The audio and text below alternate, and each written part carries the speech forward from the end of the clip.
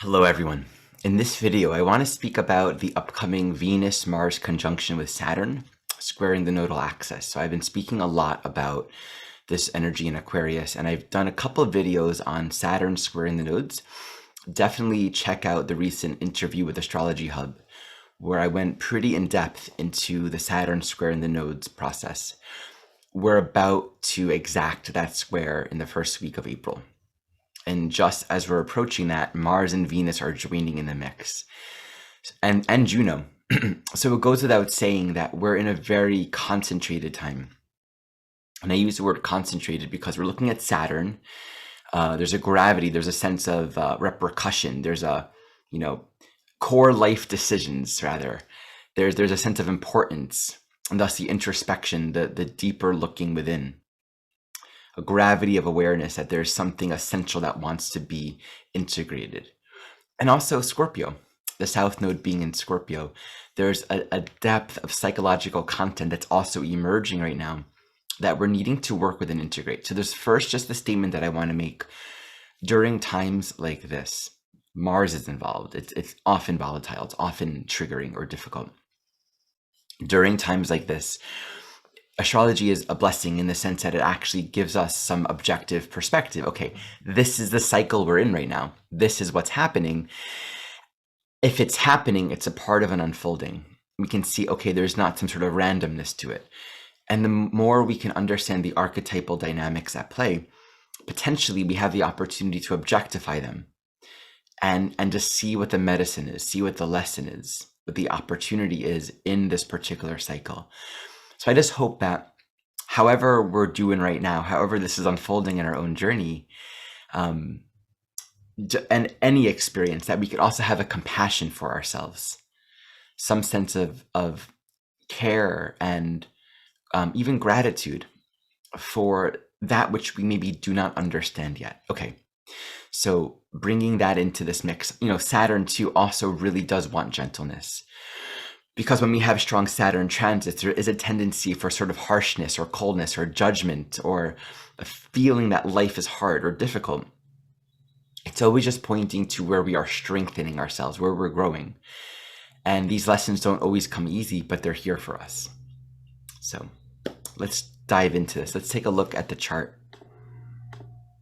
Having Saturn on the ascendant, this is where we are today. So let's take a look at what's going on. Again, the node's at 23 degrees, Saturn right now at 21. There's Juno and Venus coming together, joining Saturn at 21 degrees. I mean, look at this particular day. You got Juno, Saturn, Venus, and earlier in the day too, the moon was there. Even let's just look at it, because that's kind of one of those powerful, look at that. This is here Monday morning here in the US. And then Mars is just about maybe a week or so, less than a week or so from also joining Saturn.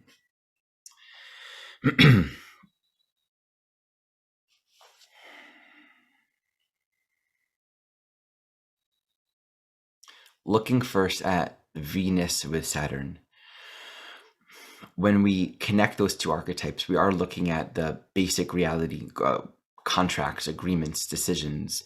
What are the parameters of this relationship? What are the parameters of my life? Is it aligned with my values?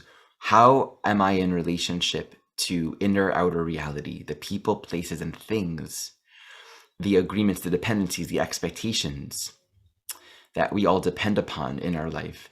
Are they working, right? And so the Saturn Venus really just brings a sort of maturity into those areas of life. If it's in relationship, it's conversation, it's strengthening Saturn once listening Venus. And there's always that growth. The maturity of Saturn basically says you can't expect other people to be how you wanted them to be, or how for things to go a certain way, or in terms of our physical reality, you can't, because Venus does correspond to the things that are nice, that which we enjoy, that which makes our life livable. We can't just expect everything to conform to how we want it to be. We need to put forth effort. And this is a matter of cultivating a clear ground of conscious communication, conscious intention, conscious participation. What are your needs? What are my needs? the ground of listening. And so it's established, okay, what's workable? How can we come into a state of balance and harmony? Same thing with our physical life. What does our body need? Right? What are the foods that we're eating? Are we over dependent on certain pleasures? Are we running away from being in touch with our feeling body, Venus, by way of not really listening to what's needed? Indulging in sensation, which is the issue with Venus, moving towards satisfaction of the senses and moving away from what's uncomfortable. So Saturn, Venus in general can bring a lot of growth and healing and strengthening and clarity, and thus where there are clear boundaries, where there's the ability to discern clear boundaries, and there are structures that actually make life livable and balanced and harmony, that's where thriving can happen. There's a sense of safety, and we can feel at peace, and we can really feel our hearts opening as well, because we're not bound by either expectations or addictive patterns, or being in relationship to our social and physical reality in ways that are actually dysfunctional. So this is bringing function.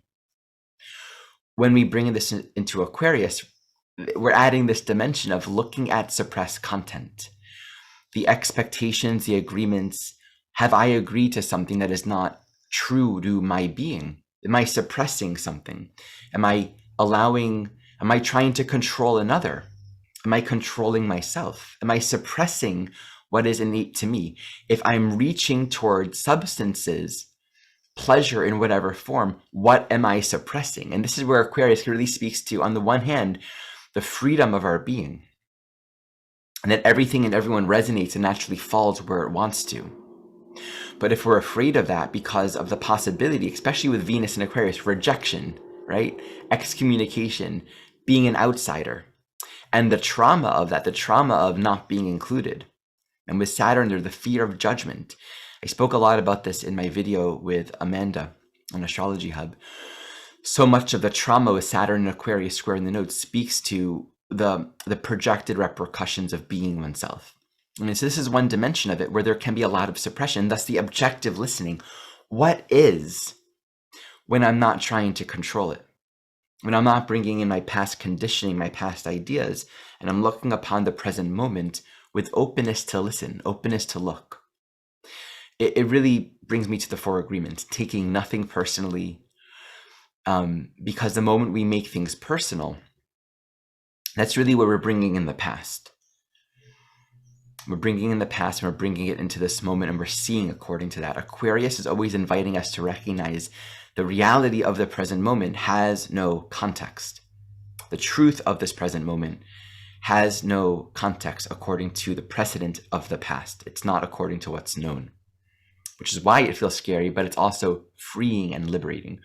On the other end of this too, where are we afraid of really being ourselves, right? Afraid of rejection, afraid of judgment, afraid of being an outsider. And so we dissociate. We don't do the work of communication, of sharing ourselves, of listening, of really bringing forth our natural, our true self in the moment. We don't do the work of looking at addictive patterns, pleasure-seeking dissociative patterns, because we don't want to be vulnerable. So that's where in this dimension, it's very easy to just kind of stay separate and to cloud it with an air of coolness. I'm cool, everything's all right. But the pressure of where the structural realities of our life may not feel in alignment can feel really strong. And there's a part of this whole dynamic with the square to the nodes where things that even don't seem dysfunctional are normal. Maybe there's nothing wrong going on, right? There's nothing out of alignment, so to speak, but simply there is more. There's an unfolding, there's an evolution that's wanting to take all of us into something that's even more aligned, right? Where we align with the elements of life that really brings out our best.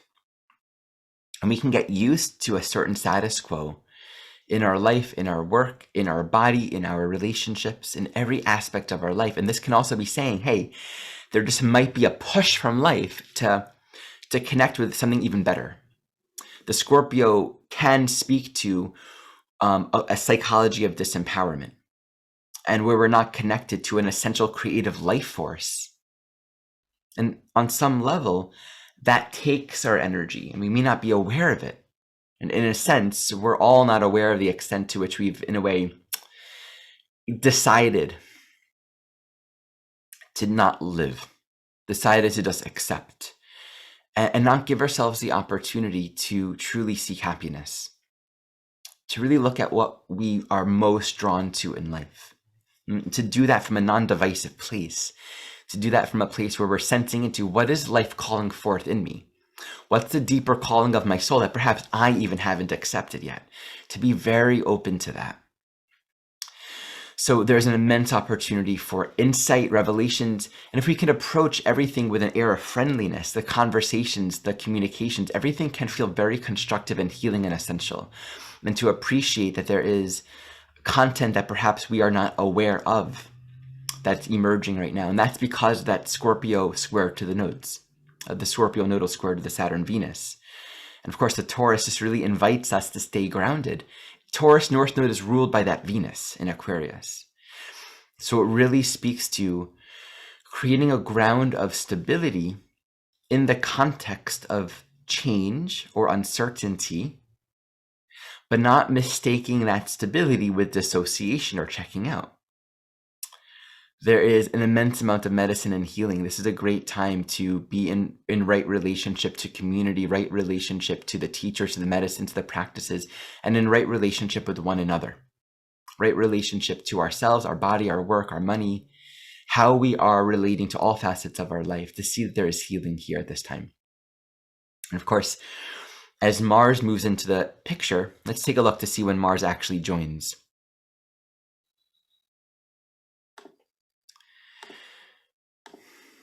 So Mars actually joins Saturn, in a week. So a week from when Venus joins Saturn on April 4th. And this is literally, just a day or two before Saturn exact squares the nodes. So this would almost warrant another teaching, because it really says this whole week leading to this time. And I would say even past this time, as they both, Mars passes Saturn, then Saturn exacts a square to the nodes on, what is it, the 9th, looks like.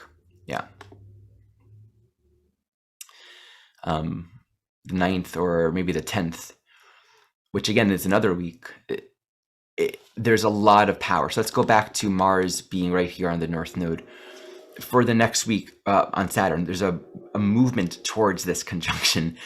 So two things here, just recognizing the potency, the power of this particular transit. Mars wants choices. Mars wants conscious decisions. And we often are met with a visceral, instinctive, reactive experience inside of ourselves, right? Anger, excitement, all of the instinctual emotions, fight, flight, lust, fawn, anger, reactivity. And then also in this combination, suppression of anger, right? The buildup of tension that doesn't seem to have a clear outlet. The possibility of there being immature, reactive, unuseful actions during this time is actually very strong. And thus to really take the time to understand what's wanting to be freed up. If we suppress it and try to create the conditions and the parameters for the freeing without allowing ourselves to really move that energy. So I think this is a really important time to really create conscious, safe spaces to be able to explore what's inside. It's a very important piece. Likewise, to understand that all that is tense, right? And it doesn't have to necessarily be anger. It can be a strong sense of, oh, this is the decision I want to make. This is the thing I want to do. Oftentimes with Mars Saturn, we have a strong sense of immediacy, but then Saturn says, slow down. Maybe it looks like this is what needs to happen, but slow down. There's a lot more information, a lot more content here. Perhaps we're unaware of the impulse that's moving us forward. This is the kind of transit that can bring a lot of essential changes. Of course, Juno is there, so it does speak to our commitment and where there can be dynamics of entrapment and the possibility to really free up energy, essentially, so we're living in peace here on this earth. That's what we're looking for here. So yeah, powerful moving up to April, the beginning of April. And then again, that next week till mid-April, we have Saturn exacting the square. So I think we're in a very strong ceremony container right now. In my view, these next 2 weeks really encapsulate the core transits of 2022. The unfolding, the psychological processes unfolding right now feel so essential. And then, Saturn will continue to square the nodes for many months. It's like this is initiating a new cycle, something that, again, is taking us into the path that wants to unfold with respect to all of us. That's Aquarius. There is a harmonic and a resonance to life. And it's not so much in the physical reality. It's not so much in the movement of bodies. It's in us being what we are. That does naturally bring resonance. The configuration of bodies in time and space is sort of secondary to that. We don't have to plan that. It's almost self-emergent. Okay, much love. Thank you all for watching.